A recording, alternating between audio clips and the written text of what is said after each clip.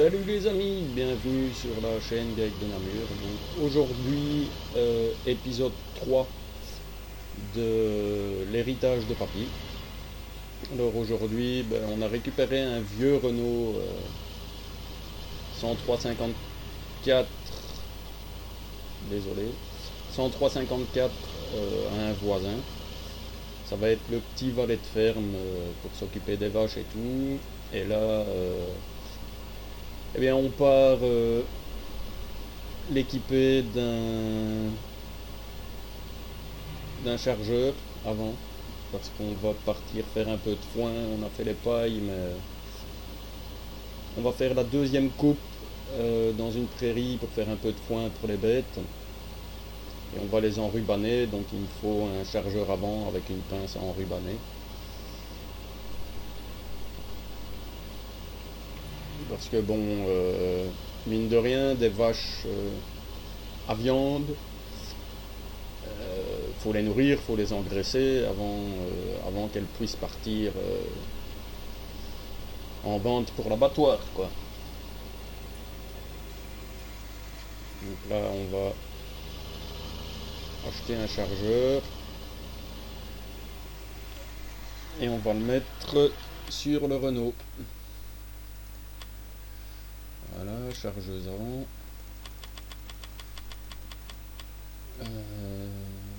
Hop. AMX, quasi H. Non, ça n'ira pas. Ouais.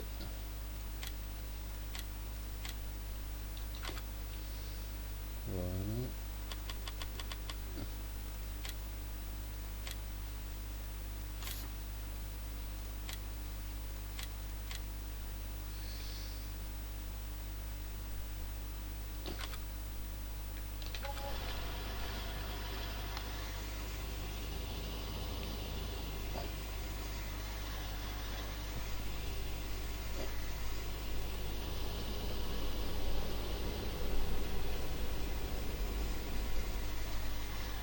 Par contre, malheureusement, je vais devoir faire ça. Hop. Et on va le racheter avec une autre configuration. Le voilà. Tac, rien. Oui. Voilà. Et voilà. Donc on a revendu le Renault qu'on avait récupéré pour en racheter un autre un peu moins cher. Parce que pas du tout la même configuration. Donc entre guillemets, on a fait un échange de bons procédés.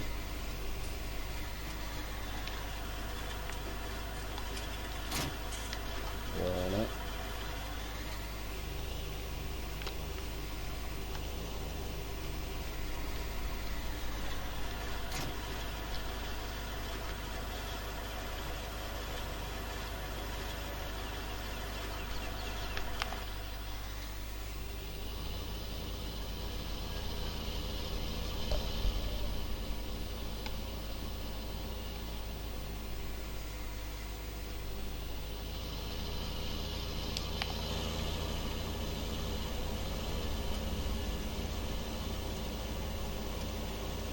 Donc c'est le plus vieux tracteur de la ferme pour le moment avec les 30-40, avec les 40-40 pardon. Après on a fait, vous allez voir quand on va revenir à la ferme, on a fait un petit peu de frais dans le matos. On avait loué une classe méga 108 dans le deuxième épisode, mais on s'est aperçu que pour les terres qu'on avait, elle allait être un peu trop juste. Donc on en a commandé une nouvelle au concessionnaire qu'on a reçue, une John Deere T560 qui est là.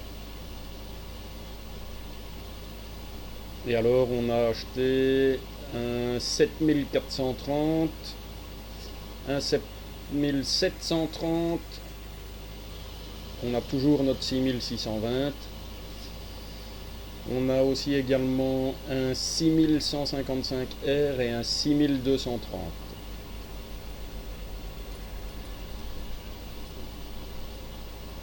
Parce que, comme dit dans le deuxième épisode, ben voilà, on est encore propriétaire d'une centaine d'hectares. Donc, il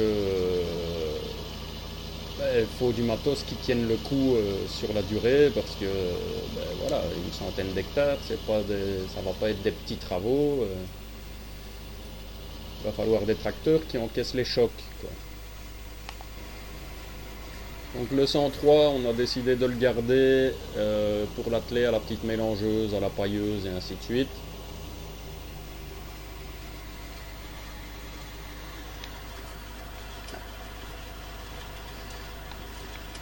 Ah, c'est bon.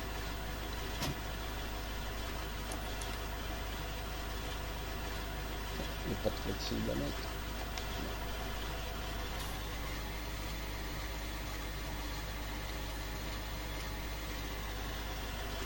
Voilà. Donc ben voilà, on a acheté une Jaguar d'occasion aussi, une 890. On a commandé la barre de coupe. Parce que malheureusement, là où on l'a racheté, mais son ouvrier avait plié la barre de coupe. On a acheté aussi également un télescopique JCB, un voisin qui lui a racheté le dernier Merlot. On a toujours notre vieille presse. Ici, ben voilà, un des nouveaux achats, le 6230. Et alors le 6620 et le 6155R sont à benne pour la moissonneuse, quoi. Donc voilà, un 7004 et nos deux 7004, pardon. On avait acheté deux 7430. Comme ça, on a un peu de matos. On a toujours le vieux C15. Et moi, j'ai changé de pick-up. J'ai revendu le Nissan pour acheter un Hilux. Un peu plus équipé que le Nissan.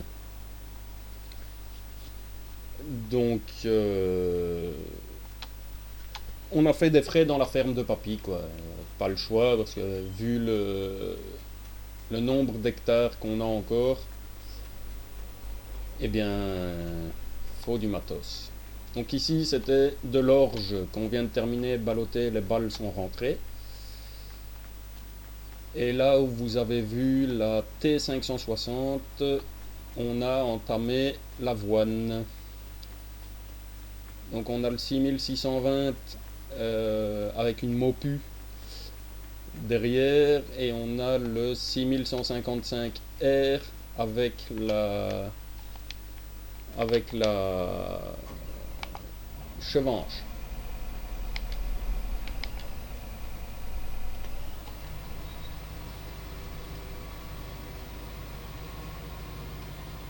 Donc voilà, on recommence un peu l'avoine.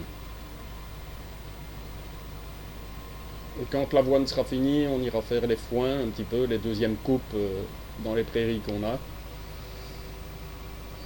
Parce que bon, on est tombé à court de foin et je préfère en faire moi-même pour avoir moins de frais que de devoir en racheter à un voisin ou en commander par camion, quoi. Donc ici voilà, on vient à peine de commencer l'avoine, je suis au deuxième tour de détourage.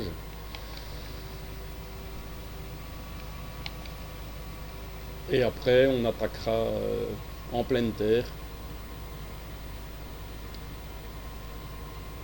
Normalement on va pas passer très loin on les voit, ils sont là. On va pas passer très loin du 6155 et du 6620. On a équipé le Renault avec le chargeur frontal. On aurait pu équiper le 6620 parce qu'il était prévu pour. Mais bon, on s'est dit le 6620, il peut encaisser des plus gros travaux que le petit Renault. Donc Donc on a mis le chargeur sur le Renault et non pas au 6620. Donc voilà. La Chevanche avec le 6155 et le 6620 avec la Mopu. Après là à côté on aura du colza si j'ai bon souvenir ou aussi de l'avoine. Donc on a pas mal de travail, voilà pourquoi on a fait les frais. Et alors j'ai remarqué qu'on a un nouveau fermier qui s'est installé dans le village, qui a repris la vieille ferme à moutons. Et donc peut-être que d'ici quelques temps, on ira lui dire bonjour et voir si ça l'intéresse qu'on travaille ensemble. Comme on aura chacun nos bêtes. Entre agriculteurs, autant s'aider l'un l'autre. Hein. Ça évite des frais de location, parce que peut-être que lui aura des machines que moi je n'ai pas, moi j'aurai des machines que lui n'a pas. Donc voilà, je suis passé le voir vite fait tantôt, j'ai déjà vu qu'il n'avait pas de moissonneuse, il n'avait pas d'ensileuse, donc déjà ça, si je suis capable de l'aider avec ça, ça serait déjà super cool. Lui après j'ai vu qu'il avait une grosse presse à balle carrée, une Quadrant 1200. Donc ça, s'il savait me la prêter pour que je ballotte en balle carrée, ben, ce serait bien. Donc voilà, on s'arrangera avec lui, on verra un peu comment on peut procéder. S'il me prête sa presse par exemple, ben, moi je peux aller moissonner pour lui ou ensiler pour lui. Donc on verra bien. Le champ de maïs que vous voyez là, qui est dans la descente de la ferme, c'est à lui justement. Et je vois qu'il est déjà bien haut et assez jaune, donc à mon avis, on va plus devoir traîner à ensiler tout ça.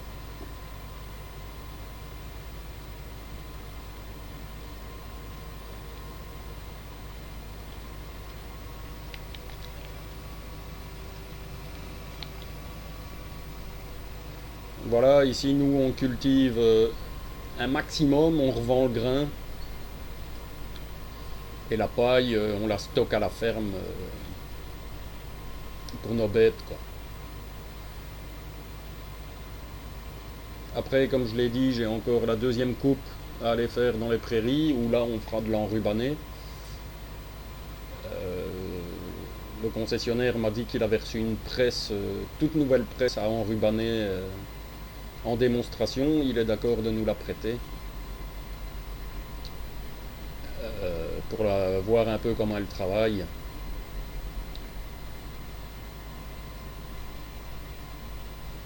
Et lui donner notre avis. Donc ici aussi on a dû racheter une barre de coupe pour la John Deere.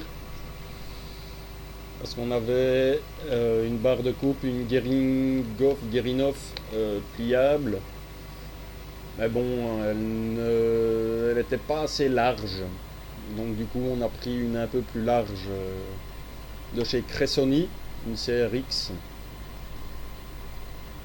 Pliable aussi, donc hyper utile. Pas besoin de porte-coupe.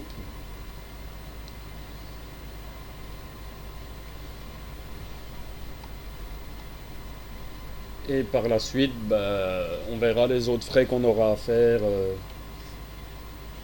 dans la ferme. On devra probablement amener quelques bêtes à l'abattoir. Parce entre les gros champs qu'on a dans notre centaine d'hectares, les bêtes, et là comme on rentre en pleine saison, ça va être du travail. Donc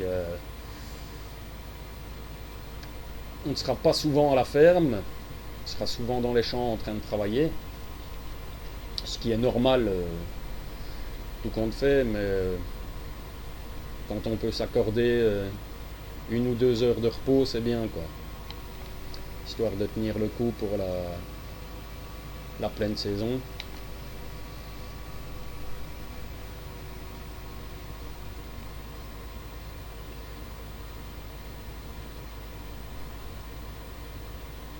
Je sais qu'ici la coopérative a une grosse demande en avoine. Donc j'irai vider chez eux pour leur vendre le grain. Et eux en fait font les deux choses. Ils font de la transformation farine et après ils font du traitement de grain pour les semis suivants. Donc on ira vendre le grain chez eux et on verra combien on peut toucher. Entre temps, j'ai eu un coup de bol, j'ai gagné au loto, je jouais tous les vendredis au loto, comme vous pouvez le voir. Ben, j'ai gagné le pactole, mais je compte encore augmenter les fonds de la ferme, parce que j'aimerais bien agrandir ou racheter un autre bâtiment pour stocker un petit peu plus de matériel. Donc je fais cette dernière ligne ici et puis on se laissera là les amis. On continuera la suite dans un prochain épisode. Je me disais bien que j'avais relevé. Ça c'est quand je regarde à mon logiciel et que je ne fais pas attention à ma partie. Donc voilà, j'attaque la dernière ligne ici. Malheureusement je viens de détruire des cultures parce que j'avais oublié de baisser ma table de coupe. Donc j'aurai un petit peu de perte, mais c'est pas énorme. Et donc je disais que ben oui, j'ai gagné au loto, donc j'ai déjà beaucoup plus de fonds, mais j'aimerais encore les augmenter, comme j'ai dit, pour pouvoir racheter des bâtiments et agrandir un peu la ferme, parce que papy était dans les viandeuses, moi j'aimerais bien me lancer un petit peu dans les laitières. Et qui sait, peut-être quelques poules ou des cochons. Comme ça, mes surplus de pommes de terre et ainsi de suite, on les donnera aux cochons.